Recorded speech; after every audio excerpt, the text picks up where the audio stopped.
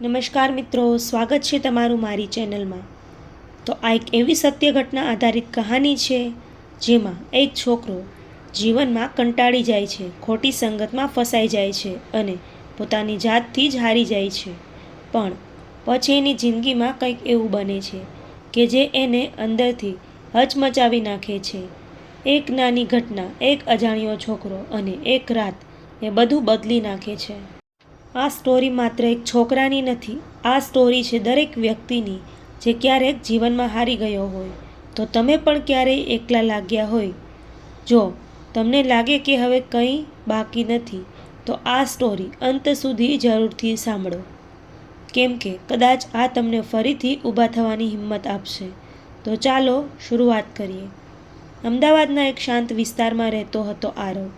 બાળપણથી જ સ્મિતવાળો, નાના નાના ખુશીઓમાં આનંદ માણતો। તેની એક ખાસ વાત હતી, તે બીજા લોકોને હસાડવામાં ખુશી માનતો। સ્કૂલમાં કોઈ મિત્ર દુઃખી હોય તો આરવ પહેલાં જ એની બાજુમાં ઊભો રહેતો। એના સપનાઓ પણ સિમ્પલ હતા, મારે કંઈક મોટું બનવું છે, પણ સાથે લોકોને ખુશ રાખવું છે। પણ જીવનને કદાચ એનો આ સ્મિત પસંદ નહોતું। ઘરમાં આર્થિક મુશ્કેલીઓ આવી, પિતાની નોકરી ગઈ અને આરવના સપનાઓ ધીમે ધીમે તૂટવા લાગ્યા। એ જ સમયે તેની આસપાસ આવી ગઈ ખોટી સંગત। શરૂઆતમાં તે ફક્ત થોડો સમય પસાર કરવો, પછી સ્કૂલ બંક અને પછી વ્યસન। આરવ, જે ક્યારેય બીજાને હસાડતો હતો, હવે પોતાની અંદરથી ખાલી થઈ ગયો હતો। ઘરે વાતચીત બંધ, માતા પિતાની આંખોમાં નિરાશા અને પોતાને જોઈને શરમ। એક દિવસ એને લાગ્યું હવે પાછું કશું નથી બચ્યું। એ સાંજ તે રસ્તા પર એકલો ચાલતો હતો, મનમાં કોઈ દિશા નહોતી, પગ પોતે જ ચાલતા હતા। ત્યારે અચાનક રસ્તાની બાજુમાં એક નાનો છોકરો રડી રહ્યો હતો। લોકો પસાર થતા હતા, પણ કોઈ ઊભું નહોતું રહેતું। આરવે પહેલાં તો ધ્યાન આપ્યું નહીં, પણ પછી એ છોકરાની આંખોમાં કંઈક જોયું, ભય અને એકલતા। એ જ ફિલિંગ જે આરવ રોજ અનુભવી રહ્યો હતો। આરવ એની પાસે ગયો અને પૂછ્યું, શું થયું? છોકરો કાંપતા અવાજે બોલ્યો, મારા પપ્પા હોસ્પિટલમાં છે, મારે કોઈ નથી, મને ડર લાગે છે। આ શબ્દો સાંભળીને આરવનું દિલ હલાવી ગયું। એણે પહેલીવાર સમજ્યું, હું એકલો નથી, દુનિયામાં ઘણા લોકો મારા કરતાં પણ વધુ મુશ્કેલીમાં છે। એ છોકરાને લઈને આરવ હોસ્પિટલ ગયો। તેના પપ્પા આઈસીયુમાં હતા। છોકરો આખી રાત આરવનો હાથ પકડીને બેઠો રહ્યો અને એક સમયે છોકરાએ એક વાત કહી, ભાઈ, તમે ન હોત તો હું શું કરત? આ એક વાક્ય આરવ માટે ઝટકો હતો।